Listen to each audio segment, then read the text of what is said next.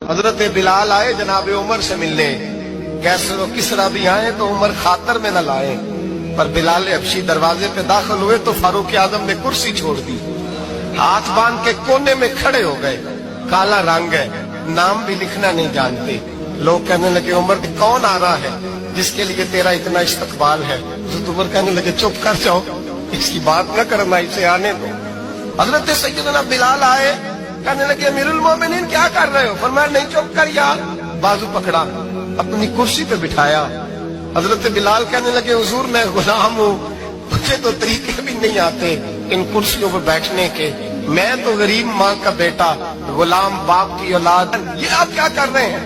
حضرت عمر کہنے لگے بلال تھا تو غلام ہی، پر جب سے مصطفیٰ کا غلام بنا ہے تو ہمارا امام بن گیا ہے، اب تو امام ہے رسول اللہ کی امت کا۔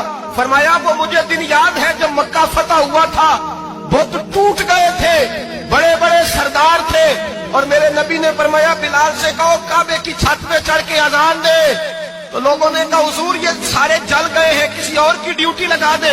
حضور نے فرمایا چپ کرو، بدر میں مار کھا کے اذان پڑے تو بلال، احد میں پتھر برسے اذان پڑے تو بلال، تپتے صحراؤں میں پڑے تو بلال، ہر جگہ مار کھائے تو بلال، اور آج اگر اللہ نے عزت دی ہے تو میں لوگوں کو دیکھ کے بلال کو عزت نہ دوں؟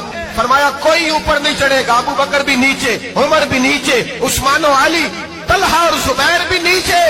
آج یہ حبشی غلام کعبے کی چھت پہ چڑھے گا اور میں دنیا کو بتاؤں گا کہ اصل عزت اسی کے پاس ہوتی ہے جو رسول اللہ